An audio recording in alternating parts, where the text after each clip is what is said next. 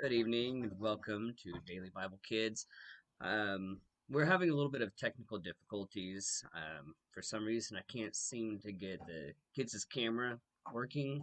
So, anyways, hopefully tomorrow will be better. Uh, we left off with um, so Job is depressed. He's having a moment, expressing himself. His friends are trying to help him through this. We left off with Zophar, another friend of his, because we had Bildad first, and then Zophar another time, trying to help him out through this. Today we are doing chapters 12 through 15. A lot of these chapters are very short. Um, so we're going to start off with Job is going to have a fourth speech going on, okay? A response to Zophar that just talked to him, okay? So chapter 12. Then Job spoke again. You people really know everything, don't you? And when you die, wisdom will die with you. Well, I know a few things myself, and you're no better than I am. Who doesn't know these things you've been saying? Yet my friends laughed at me, for I call on God and expect an answer. I am just a blameless man. Yet they laugh at me. People who are at ease mock those in trouble. They give a push to people who are stumbling, but robbers are left in peace. Are those who provoke God live in safety? Though God keeps them in his power. Just ask the animals, and they will teach you. Ask the birds of the sky, and they will tell you. Speak to the earth, and it will instruct you. Let the fish in the sea speak to you, for they all know that my disaster has come from the hand of the Lord. For the life of every living thing is in his hand, and the breath of every human being. The ear tests the words it hears, just as the mouth distinguishes between foods. Wisdom belongs to the aged, and understanding to the old. But true wisdom and power are found in God. Counsel and understanding are his. What he destroys cannot be rebuilt. When he puts someone in prison, there is no escape. If he holds back the rain, the earth becomes a desert. If he releases the waters, they flood the earth. Yes, strength and wisdom are his. Deceivers and deceived are both in his power. He leads counselors away, stripped of good judgment. Wise judges become fools. He removes the royal robe of kings. They are led away with ropes around their waist. He leads priests away, stripped of status. He overthrows those with long years and power. He silences the trusted adviser and removes the insight of the elders. He pours disgrace upon princes and disarms the strong. He uncovers mysteries hidden in darkness. He brings light to the deepest gloom. He builds up nations and he destroys them. He expands nations and he abandons them. He strips kings of understanding and leaves them wandering in a pathless wasteland.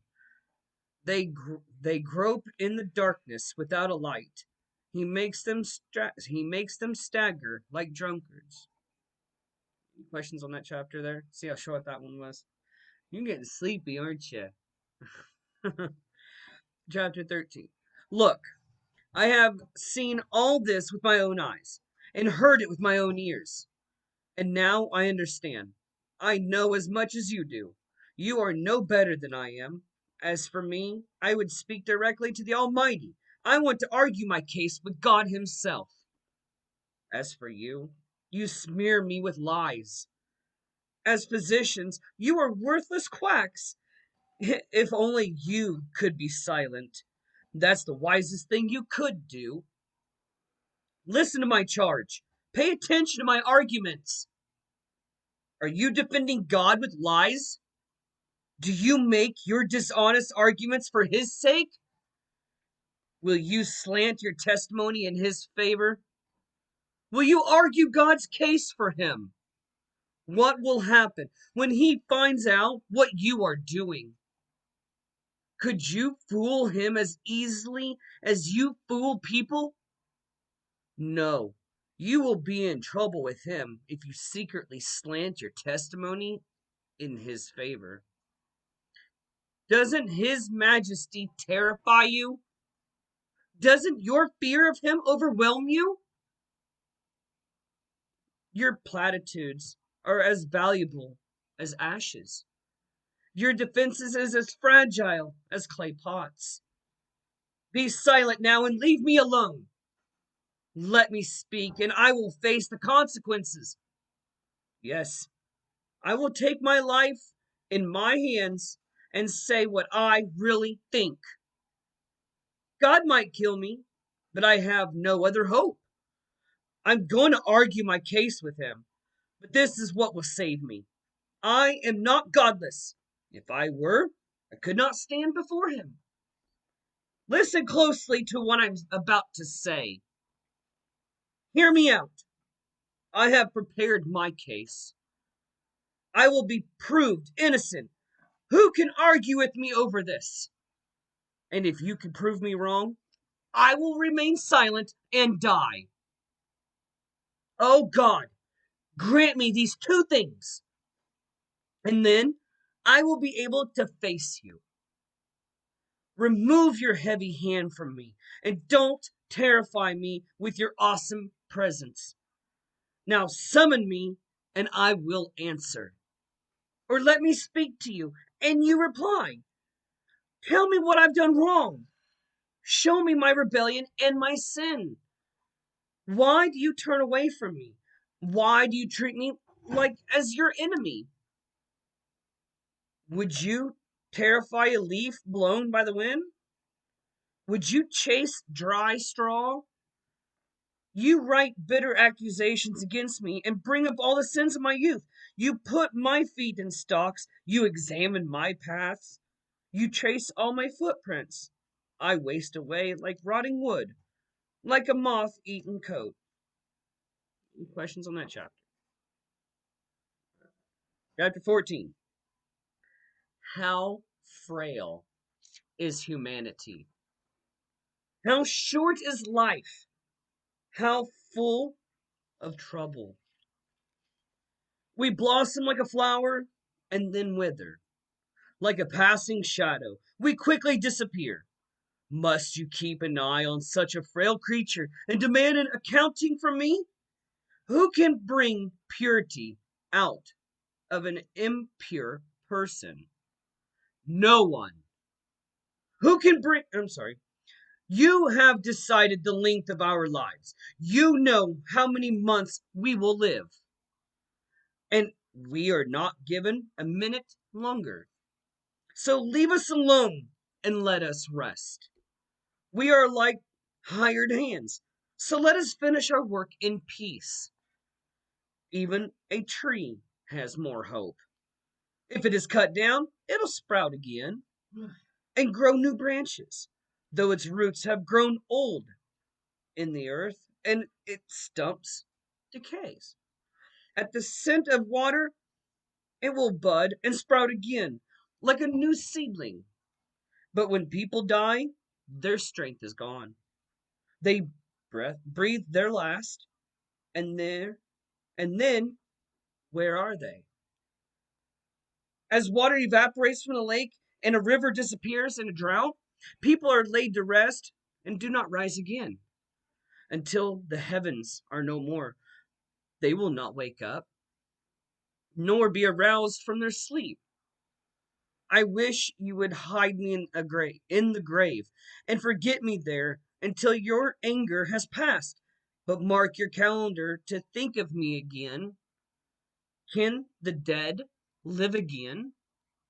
If so, this would give me hope. Through all my years of struggle, and I would eagerly await the release of death. You would call, and I would answer, and you would yearn for me your handiwork, for then you would guard my steps, instead of watching for my sins. My sins would be sealed in a pouch, and you would cover my guilt. But instead, as mountains fall and crumble, and as rocks fall from the cliff, as water wears away the stones, and floods wash away the soil, so you destroy people's hope. You always overpower them, and they pass from the scene. You disfigure them in death and send them away. They never know if your children grow up in honor or sink into significance. They suffer painfully. Their life is full of trouble. That chapter. Any questions? So you can tell he's like really depressed and he's just wanting people to hear him and he just really wants God to hear him. Like he wants to figure out what he did wrong so that way he can answer for it, because he doesn't know what he did wrong. Okay? And all this bad stuff is happening to him and he's just really depressed. I mean, that's all that's just going on right now. So chapter 15. So Eliphaz's second response to Job. Then Eliphaz the Temanite replied, "A wise man would answer with such empty talk. You are nothing but a windbag. The wise don't engage in empty chatter. What good are such words? Have you no fear of God? No reverence for him? Your sins are telling your mouth what to say. Your words are based on clever deception. Your own mouth condemns you, nor I, your own lips, testify against you. Were you the first person ever born? Were you born before the hills were made? Were you listening at God's secret counsel? Do you have a monopoly on wisdom? What do you know that we don't? What do you understand that we do not?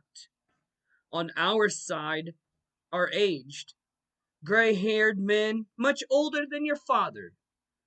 Is God's comfort too little for you? Is his gentle word not enough? What has taken away your reason? What has weakened your vision?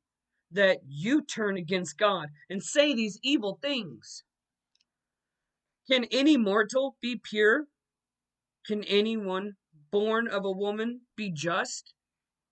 Look, God does not even trust the angels, which says in 15, the holy ones.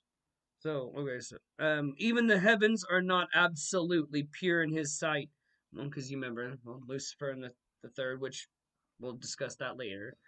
How much less pure is a corrupt and sinful person with a thirst for wickedness?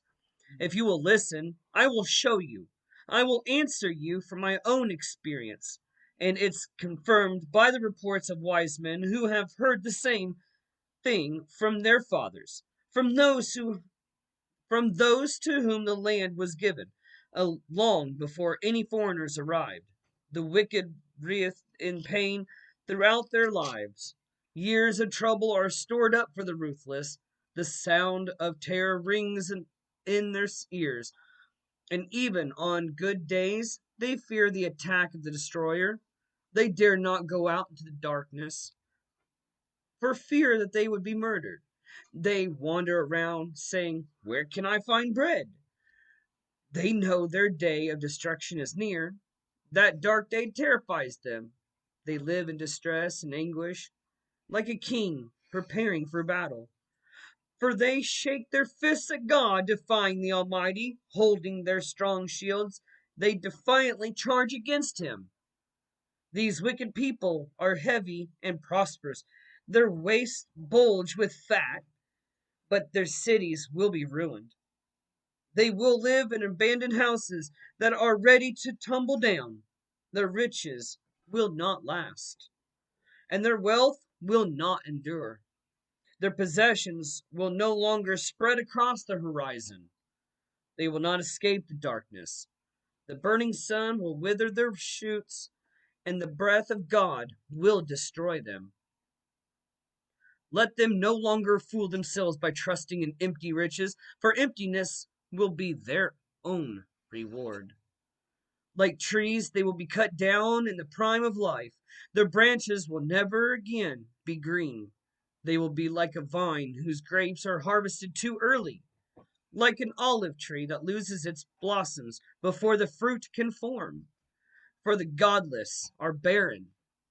Their homes enriched through bribery will burn.